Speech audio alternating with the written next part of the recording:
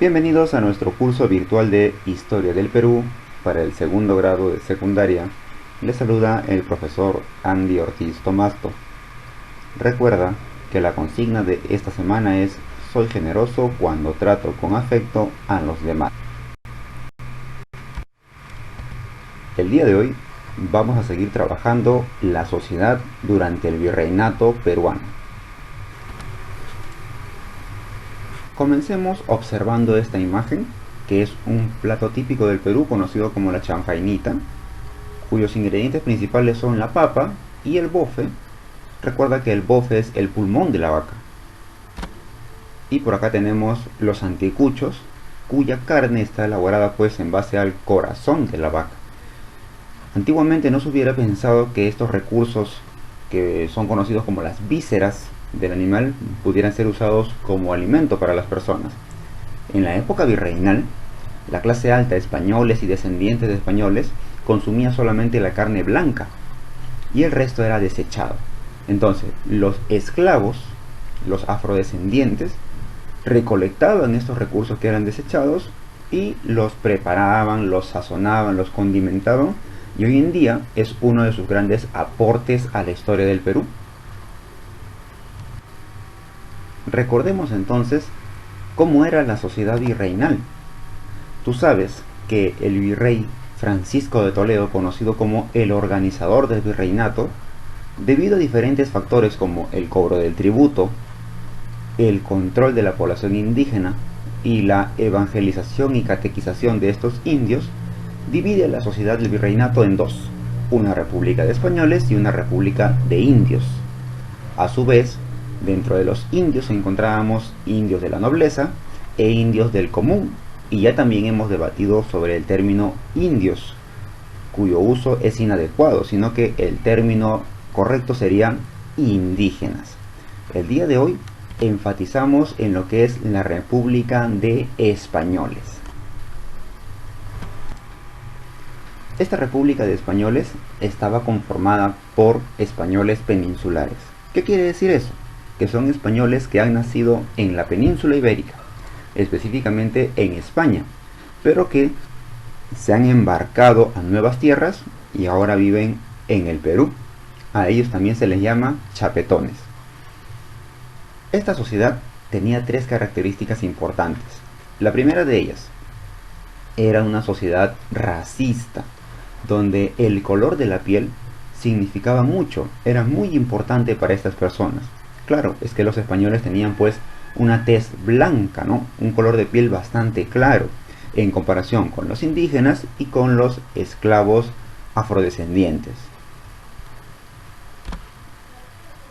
Además, se daba gran importancia al título nobiliario.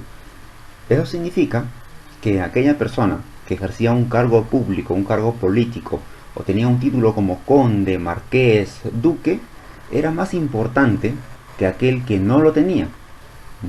Si por ejemplo en un juicio se enfrentan un oidor, que es representante de la Real Audiencia, contra un simple cabildo, obviamente el oidor tiene mayor prestigio, porque representa a una institución política más importante que el cabildo.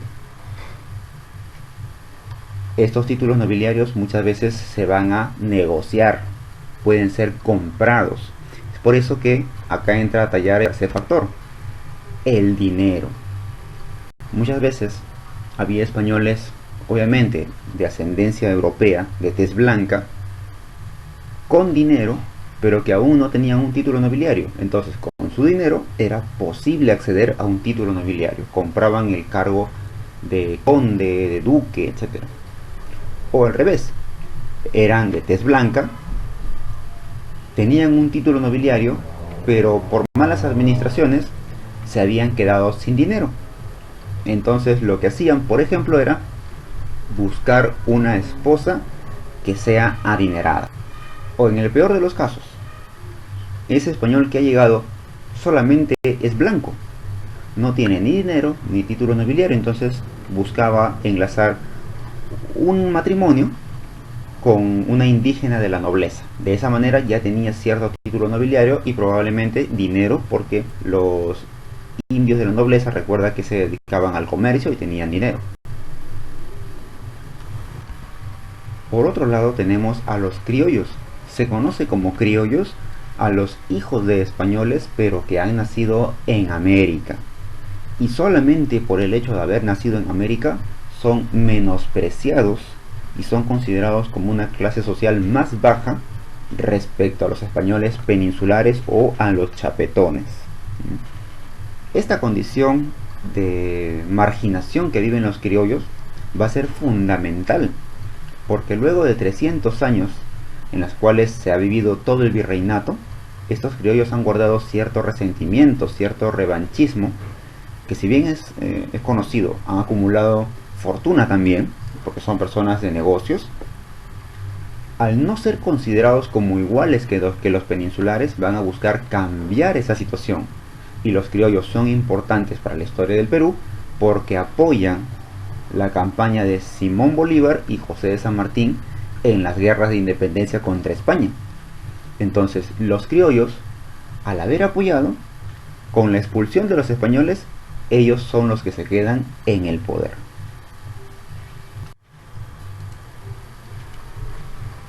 Para una adecuada administración y conocimiento de la población, se establece el régimen de castas.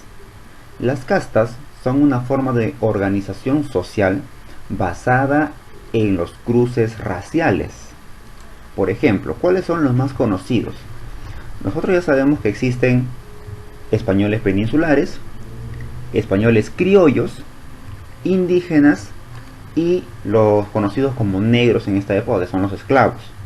Entonces, al establecer lazos matrimoniales o lazos familiares, por ejemplo, se tiene un mestizo que resulta como hijo de un español y una indígena. Un mulato, hijo de una esclava negra con un español. Y un sambo, hijo de un indígena con una esclava negra. Acá tenemos las tres castas principales: los mestizos, los mulatos y los zambos, en ese orden. Es decir, por encima se encontraba los españoles peninsulares, por encima de todo. Luego los criollos, que son españoles pero que lamentablemente no nacieron en España sino en América, pero son hijos de españoles, tanto padre y de madre. En menor instancia se encuentra el mestizo, hijo de español e indígena. Por debajo del mestizo se encuentra el mulato, hijo de un español con una esclava negra. Y por debajo se encuentra el sambo, hijo de una esclava negra con un indígena. De esa manera se establece el régimen de castas. Pero este régimen empezó a hacerse cada vez más complejo, porque el mestizo, por ejemplo, una mestiza, podía tener una hija o un hijo con un español. Y ahí tenemos los cruces entre castas, al cual se le llama castizo. Si ese castizo tiene un hijo con una española, nace otro español. Y de esa manera se va estableciendo diferentes tipos de castas. Por ejemplo, si una mulata tiene un hijo con un español, a ese hijo se le llama morisco. Si ese morisco tiene hijos con una española, a ese hijo se le denomina chino. Y de esa manera se va estableciendo poco a poco el régimen de castas. Algunos casos curiosos, por ejemplo, el saltatrás, que era un caso sumamente curioso en el cual, por más que el padre y la madre sean de tez relativamente clara, el hijo salía un poco oscuro, con la piel un poco oscura. Y eso por los antecedentes, pues, ¿no? Por los genes. De repente su bisabuelo había sido esclavo africano, por lo tanto sale con rasgos más oscuros y le llaman saltatrás. No está aclarándose el color de piel, sino que ha regresado a sus orígenes. Este régimen de castas fue bastante complejo. Y por último, conozcamos la situación de los esclavos. Ellos eran considerados como seres humanos que habían sido creados solamente para servir, pero ya al menos su situación había mejorado. Por ejemplo, en la antigua Roma, un esclavo era considerado como un objeto parlante. Era una cosa la cual podía comercializarse, pero lamentablemente hablaba. y en esta época al menos son considerados como seres humanos dedicados a la servidumbre. El primer país que trabajó la exportación de esclavos fue Portugal. Quienes iban hasta África contactaban con una tribu para que esta tribu le consiga más esclavos. Es decir, se enfrentaban entre las tribus africanas y el perdedor iba a ser comercializado por Portugal. Luego lo reemplazará Inglaterra, quien se convertirá en el más grande traficante de esclavos de esta época. Inglaterra comercializaba estos esclavos, los llevaba hacinados, amontonados en una embarcación, en un viaje que demoraba pues varias semanas, los traía hasta los virreinatos de España y ahí los comercializaba. Muchas veces estos esclavos morían en el trayecto porque estaban enfermos, uno contagiaba al otro y sus cadáveres simplemente eran arrojados al océano.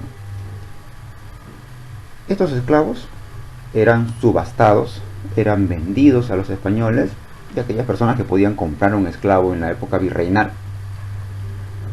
En algunas ocasiones, los esclavos eran bastante agresivos. A estos esclavos se les llama cimarrones. Los cimarrones escapaban de las haciendas y se refugiaban en los conocidos palenques o quilombos.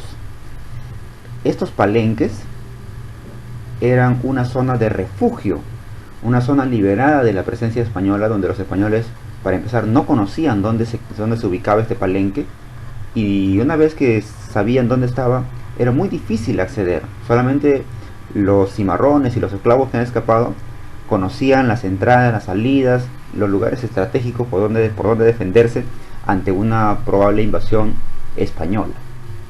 Estos palenques, así se les llamaba en el Perú, quilombo se les llamaba en Brasil porque también existió esclavitud en Brasil, fueron pues origen y cuna de muchas actividades culturales que hoy en día se mantienen, como las comidas, la música, la danza, la vestimenta, entre otros aspectos.